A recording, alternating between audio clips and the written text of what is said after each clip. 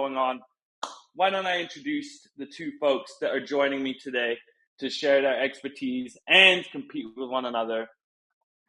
First of all, I have Tara Scott. You may recognize her from her appearances in Compete Week, on our podcast, in all of our community sessions before. She's one of my favorites. Another Canadian, actually, as well. And she is the product marketing manager at Acuity Insights. And she has agreed to be a part of our competition today. And we've got Hunter Soames, the compete guy at Clue, the guy at Clue that uses Clue, and a huge staple of our community moving forward. Thanks for joining me, you two. Thanks for, I'm always happy to be a guinea pig. It's always fun. Let me toss that question, because the chat's been a little quiet this morning. Zabo, maybe you can wake in the chat here. Let me toss that question to you two to start here. What's one thing you recommend doing to establish strong competitive positioning? Talk to people. Always, always, always. There's so many, like, of course, there are tons of sources you should be using online, but the main thing is talk to as many people as possible. People that are using your product, people that are using competitors' products, people that are switching, people that are just like really get those candid conversations going. I've found nothing is quite as powerful as that. And because that's when you can dig in and ask more of those questions. They say something interesting you haven't heard before, dive into that, talk about that more, and then, synthesize everything into your message. Hunter, what you got? Oh, well, I'm like a big fan of that. Talk to people. I think, okay, so April Dunford is kind of like my go-to person for positioning, and she has a take when it comes to competitive positioning. Like, if you want to come up with really good competitive positioning, of course there are like lots of frameworks, but even more fundamentally, collaborate internally. Like, if you go into a room and you're like, all right, I'm going to come up with the best competitive positioning ever as like the product marketing manager. And then you come out of that room and you're like, all right, everybody start using this positioning because this is the greatest thing since sliced bread. People aren't like, they're probably not going to use it. You need to start collaborating internally really early in that process. So exactly like Tara's saying, talk to people internally, find out what is going to resonate with sellers, what's going to resonate with marketers, talk to the CEO if you can, just talk to people internally. But then there's also the whole other side of this, which is you got to go external. Find out what your buyers are saying. Find out what your buyers perceive your differences to be between you and your competitors. I think like if you do a healthy combination of internal collaboration and talking to your buyers, even though it's not like a framework for creating competitive positioning, that's going to be a really, really good start for coming up with some solid competitive positioning. I love that, you two. All right. So this is enough of the niceties. What we're really here for is both of you to compete with one another. Folks in the chat, you can keep sharing as well what you'd recommend on strong competitive positioning. But in order for you two to compete with one another, I'm actually going to share one piece that we actually use for you to be able to compete is Clue Insights, actually. So Charlie, do you want to just pull up Clue Insights? I'm just going to walk through it really quickly to give people some context. So essentially, Tara and Hunter, we spun a wheel. You know what I'm trying to say. We spun a wheel on some popular companies that they know nothing about, and they got Intercom and they got Drift. I can't remember which of you has which, but they were given Clue Insights for 15 minutes to then craft some competitive positioning against one another. And so a quick look into what Clue Insights is here, as Charlie pulled up with Gong as our example. Clue Insights essentially pulls strengths and weaknesses from companies by pulling together buyer data. So whether it's online reviews, win-loss calls, and stuff that is happening within sales calls, and then uses AI to analyze that and look at your strengths and weaknesses and your competitor's strengths and weaknesses. Obviously, right, what we're showing you here is the marketing playpen. So we're only looking at online reviews here, not win-loss calls for obvious reasons. You can also start to look at the sources, as Charlie's pulled up here, that relate to each strength and weakness. You can look at recent reviews, see the common topics in each review and whether they've had positive or negative sentiment. There's a ton more to it, but just wanted to share because this is the grounds with which Tara and Hunty, this is what they got at their disposal for 15 minutes to be able to compete with one another. And so the competition is, we are actually doing one tactical arm of competitive position, maybe a tactical output, which is the quick dismiss. How do you dismiss your competitors quickly, give a talk track for your reps to dismiss a competitor quickly early in a deal? So before we get into this, maybe Hunter and Tara, share with me who you have, what company you're representing, and what a quick dismiss looks like to you. Okay, here I can start here. So it was, what were the companies? So it was Intercom and Drift. I am representing Intercom, so my quick dismiss is going to be against Drift. And then in terms of like what a quick dismiss looks like, I mean, this is, I would say, a pretty like hotly debated topic within the competitive intelligence community. Lots of different ways that you can structure a quick dismiss. In my opinion, what you typically want to do with a quick dismiss is structure it in a way where you're giving some type of compliment, some type of credence to your competitor. You're repositioning what they are maybe not so good at. You're highlighting your value prop that's relative to them, and then you typically finish up with some type of leading question that highlights your strength. But yeah, that's like, I guess, just the high level there. And Tara, for yourself as well, maybe your take on what a quick dismiss looks like to you, and also how much context do you have about the industries that we are about to jump in here? I think it's worth the community knowing this as well. Okay, so in terms of how I do a quick dismiss, I really try to take into account, like, you're going to have more than one, of course, because it's really going to depend on the motivation of the players. And depending on the situation, might just definitely do. I like the acknowledge, reframe. And then sometimes you don't even really need to get into the weakness as much if you have such a strong reframe that's focused on what you do. It depends on the situation. How much do we know about Intercom? I knew nothing about Intercom before an hour ago, and I was taking my 15 minutes to do this. So apologies if anybody from Drift is here. I did my best. In terms of Intercom, I'm really just aware of them from being a human that does things on the internet. I've used their knowledge bases. Actually, at work we do use their knowledge base. But like, I've accessed knowledge bases, I've accessed live chats, but that's really kind of been it. Zabo's in the chat too, sharing his verbatim. It's a template, a quick dismiss template, if you will. I'm not sure how well this one works for you, but if people in the chat seeing that, Zabo, I'm not sure if that one's landed for you before, but I like that one.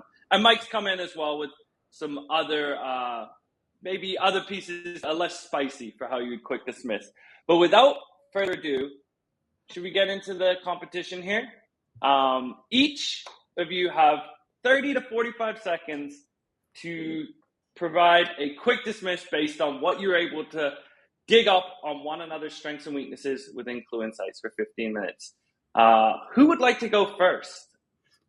I would like to go first because I suspect Hunter is better at this than me, and I would like to get it out of the way. I also didn't time myself on this, so if I go 49 seconds, please enjoy regardless.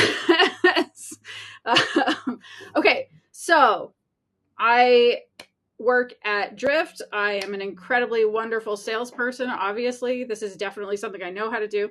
And I would say, I can understand why you're considering Intercom. They're known for their customer support tools, but they're really only going to be able to help you with your customer support efforts. Given how important lead generation is to you, I think you're going to appreciate how our prospect dashboard will give your team a starting point for creating a lead list. Why does the public speaking vibes kick in right right there? It's like, why is my heart pounding? This has been like fun and laughing and just calling it out to chill that out. Sorry about that. So I think you're really going to appreciate how our prospect dashboard gives your team a starting point for creating a leads list, and because you can customize the question that our bot will ask your prospects, the leads are qualified before anyone even reaches out. Oh yeah, and we can also help streamline your customer support too. Kadam. Ooh. Nice. Round of applause, Tara. Round of applause. Oh, thank you. Fire's in the chat. Fire in the chat. Hunter? You're on the Right. clock. Well, that was Your pretty rebuttal. good. Okay, here, let me pull it up. I actually put this into a battle card format in Clue, so now I just got to go in and find it. There we go. All right. Yeah, same here. If I go to 49 seconds, hopefully I don't get any docked points, but let's roll with it. Yeah, we totally know about Drift. They're a really amazing chatbot tool for converting website visitors into sales leads. And they've even carved out a really incredible niche for themselves called the conversational marketing platform. Now, that said, they often struggle as a platform when it comes to supporting the rest of the customer journey. So specifically, they're not really optimized for customer onboarding and ongoing support. At Intercom, we're designed to support your customers through the entire customer journey, from acquisition to onboarding to ongoing support. And of course, we still do the basics like lead generation. But most customers upgrade from Drift to Intercom when they realize that they need to support the full customer lifecycle, not just a really narrow slice of it. So curious, when you're thinking about the goals for your customer engagement platform, how important is it that you can support your entire customer journey, not just lead generation? Nice. Ooh. A polite golf clap for Hunter as well. Anyone? I got so nervous there too, Tara. I totally feel that. I bet that's feel when they've got to, pull up a quick dismiss too. Yeah, I got to tip my hat to you two both, because again, this is two companies that you knew minimal information about and just got to dig in for 15 minutes. So to go up on stage in front of everyone here and show your competitive chops, I really appreciate it. I know people in the chat really appreciate it too. And now we get to the fun part. Well, that was the fun part. But Charlie, let's have the people vote as well. In Slido here, you can click on who you thought had the strongest quick dismiss. But as people are voting here, Hunter, what's one thing you loved about Tara's quick dismiss? And people in chat, what did you love about Tara's? What did you love about Hunter's? I'd love to get your takes as well. Oh, I thought it was super clear. That's the number one thing that I think I look for in a quick dismiss is like, when it's said and done, will I remember the individual words? Probably not. But like, will I actually know what the difference between the two platforms are? And if I'm a buyer who has like a sales and marketing use case, I would have walked away from Tara's quick dismiss being like, oh yeah, this is a better fit for me. I'm not super geared towards customer support. I'm geared towards sales and marketing. So great. That's the product for me. So it was really short, really crisp, and just easy to understand in general. Thanks, man. Tara, what about the flip from you? It was almost like you'd anticipated me, which I just thought was so beautiful. Like, you did a really great job of combating how a lot of people might think in the market of, well, they're just for customer support. And what I really liked was like, you kind of, I don't know, like it feels like more than just a quick dismiss to me, I guess, in that way. The quick dismiss is basically by saying like, I guess like if you mostly care about pipeline, sure, go get it. But at the end of the day, if you care about actually retaining those customers long term, this is the one that you're going to need. So I think really the thing that will determine if what you did works or what I did works 100% is going to be the buyer's motivations. Because even like because I'm that person, I had time this morning. All right. I have the day off. So I maybe took 20 minutes instead of 50. Because even like, as I did mine, like I could think of how I would combat even what it was that I was saying in my quick dismiss. Like I stand by what I wrote, but also like it really depends on the motivation, because if they care mostly about customer service, then what I came up with is not going to work at all. So that's where it's so important to be able to like have your different buyer personas, have those people in mind, and think about like what pitch is going to be oriented to, like, what do you need for each audience? Because a quick dismiss for one, like a quick dismiss can like be the clincher or it can kill your deal. Yeah. Yeah, 100%. What you're saying about buyer motivations, so critical. Because imagine Like, imagine you had said what you said, but it turns out that the buyer actually cares about customer support and they just didn't know the difference between Drift and Intercom. That's why they were doing the evaluation. That could have led them to say, oh, cool, like Intercom, that's the tool for me. Or vice versa. If I'm saying, hey, Drift is really great for lead generation and not so great for customer support, what if they're like, cool, I'm mainly focused on lead generation, so I'm just going to go and buy them. Yeah, it really, really does boil down to like, what are the motivations? What are the goals of your buyer? The one thing that I might, I guess clarify here too, is that I think oftentimes what you can do with a quick dismiss is highlight a pain or a potential problem that your buyer might have that they might not even know that they have. For example, you can say something like, okay, yeah, they're great for lead generation. Sounds like you're really focused on lead generation. But have you thought about the needs of the rest of the business? Once you've acquired that lead, if you're on the sales and marketing team, what about customer success? What about customer support? Like, are they going to have some challenges that they're going to have to address with the chatbot? Maybe it's worth looping them in. So it's about like maybe addressing a problem that your buyer isn't currently thinking about, or maybe that they just don't experience. Yeah.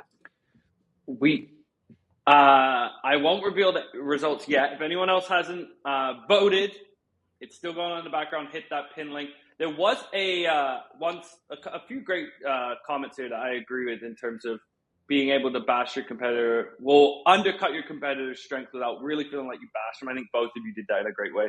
There was a question here from Jacob too, in terms of as you deliver that, is that something you'd put in a script like verbatim into a battle card, or are you putting in a few bullet points to communicate this sort of idea behind the quick dismiss? What's your recommendation, or how you've done that in the past?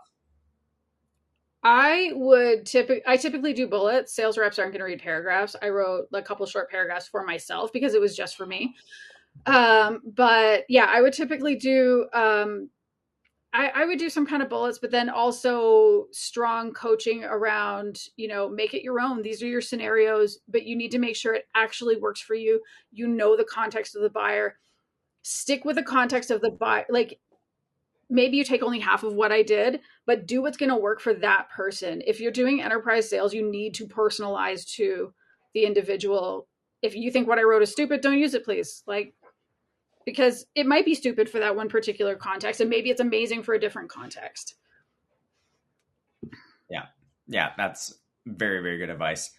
In terms of like bullets versus talk tracks, actually, the way that I structure our battle cards at Clue is I have 3 different components in our quick dismiss card. At the very top, I have here your key points. It's literally just 3 bullets. Like, don't forget these. If you're going to say this quick dismiss in your own style, just make sure you hit on these 3 things.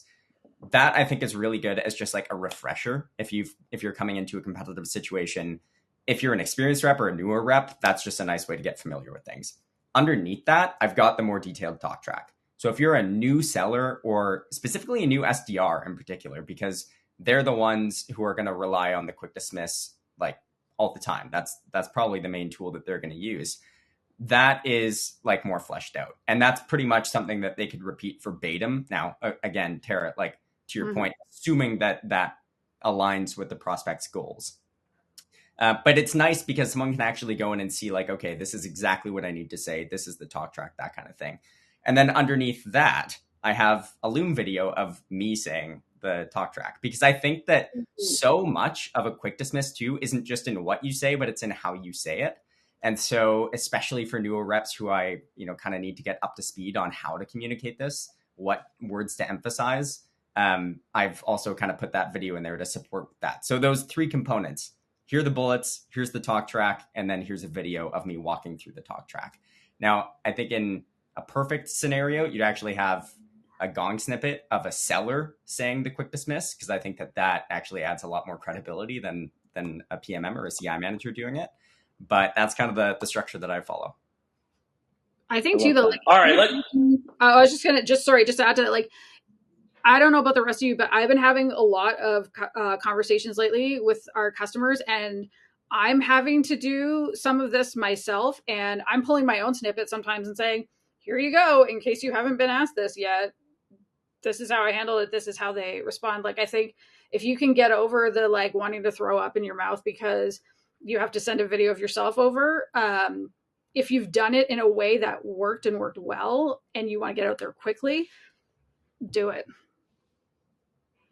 All right, let's get to the big reel. There was a late flip here. There was a late switch right at the end. Charlie, if you want to pull up and do drum roll, please. Who do we have as the winner, Charlie? Hunter. There's some home cooking. There's some home cooking here, Tara. I apologize. No way. He deserved it. I was looking in the background. Tara had the lead until the last 5 minutes.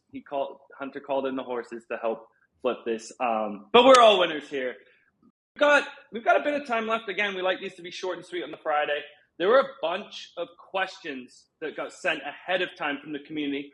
Obviously, we're not going to be able to get to all of them. We'll try and tackle them after the fact. In fact, Charlie, you want to do a link into our forum? We're actually trying to put together sort of a forum in this community too. So if you have more questions that have popped to your mind or you didn't even get to, or you want to share something as well, hop into this forum and share your questions, share your insights, hop into there too.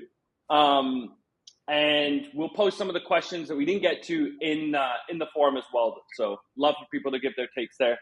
But let me get one of the questions that was sent ahead of time from a community member. Which one do we like here? All right, let's look at this one here.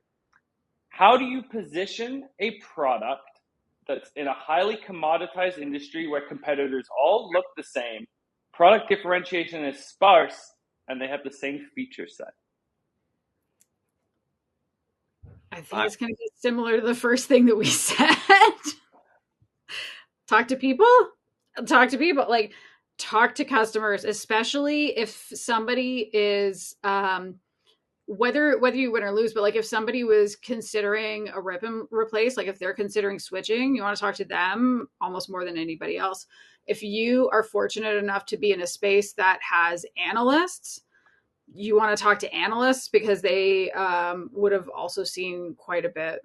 And I think talk to your reps who have gone up the most against some of those specific customers, and have like a real honest conversation. If you can take them for a drink, perhaps that might be a good thing to do. And just say like, what's happening when you're going up against certain people, and do you have a sense of why? Yeah, I +1, +2 to all of that. I think to your point about speaking with buyers, in particular, two different types of buyers. If you're in a highly commoditized industry and your product looks the same, first of all, the one thing that I would maybe point out is there are a lot of differentiators that you might have that don't have anything to do with your product. Non-product differentiators. Could be brand, could be your services, could be whatever. But talking to buyers, you're winning deals. For some reason, people are choosing you over your competitors. Ask them, find out why.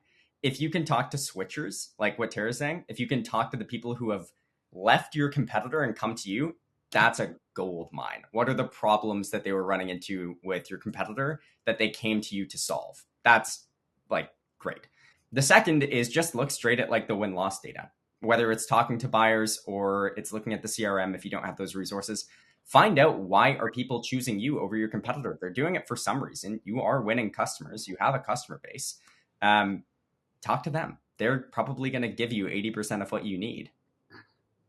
I'm also a big fan for those like especially strategic deals. You can't do it all the time, but get the rep to do a deal review in a meeting, like tell their story. How did they actually go about winning this? Because there might be things that they can help their peers learn when they're out selling too. I got one other one that can, it's similar to this, but what about if you're launching a new product? How would you even start to define your competitive positioning too? I know there's probably a lot we could get into here, but like maybe one specific thing you would do if you're launching a brand new product. Hunter, yeah, sure. I think if you're launching a new product, like it's important to think through your differentiation against your direct competitors. But I think equally so. There are kind of like 3 different groups of competitors you need to be cognizant of. Status quo, like what are your customers doing today? That's probably your biggest competitor. Like, and this, by the way, is coming straight from April Dunford. She is the person who kind of walks through this type of positioning framework. But she says status quo is your biggest competitor, then think through your direct competitors. And then there's this quasi third competitor called do nothing. It's like, it's not, hey, I'm going to try and solve this problem using the existing resources I have. It's more like, I'm not going to solve this problem at all because I don't think it's big enough. And so when you're thinking through new product launch, those are kind of the 3 groups you need to be concerned about. And probably you want to over-index on status quo. In most cases, obviously, like it's going to be situationally dependent, but you probably want to index more on differentiating against status quo than direct competitors. Yeah, I mean, I would say at this point, like I'm doing more of a hybrid PMM CI, and I'll be honest, like more on the PMM side. So this is something I'm thinking about a lot and doing a lot. If you're launching, like what were the market insights that were used to develop the product in the first place? You should be having those strong insights up front, so that you know you're actually building something that the market wants. You're solving a need that's not being solved properly by anyone. So you should have a clear sense of what everyone else is doing. And if you're staying on top of what everyone else is doing, then like if you know your value prop, you know what you're doing that's unique, then you build all of that into your launch. And there should be conversations with users, conversations with buyers, like your existing customers, your prospective customers, kind of along the way as you're testing it out, so that you can launch it with that social proof, those stories, and that confidence that nobody else is going to be able to say right away, yeah, we already got that. Who cares? I love that. I know some awesome questions, Roxanne and Sander. Those are 2 great questions. Hunter, I think we'll follow up with you async on those ones. We're going to follow up. There's some great questions coming in here. But thank you all for joining today. If you would like, I'm actually like product placing right now, this beautiful Coffee Compete Clue mug. If you'd like to get your hands on one of these, share on social who you thought won today. On LinkedIn, if you share who you thought won between Hunter and Tara, one thing you learned, and tag Clue, we will make sure that you get your hands on one of these. These are esteemed items. Hunter and Tara, thank you so much for sharing your wisdom, being part of this, and of more than all, being guinea pigs here. I thank you so much. Thanks. It was Thank so you, Adam. fun. Yeah, It was this the was best. Hunter, This is a blast. Thank you, everyone. No. I was just saying I loved fighting with Hunter. It was a joke. Don't worry about it. Yeah, that was fun. It was so much fun. And thank you, community, for chiming in, sharing your own takes, questions. We'll make sure that we get to some of those as well after the fact. We'll catch you again next month for our next Friday Power Half Hour. Thank you all. See you, everybody.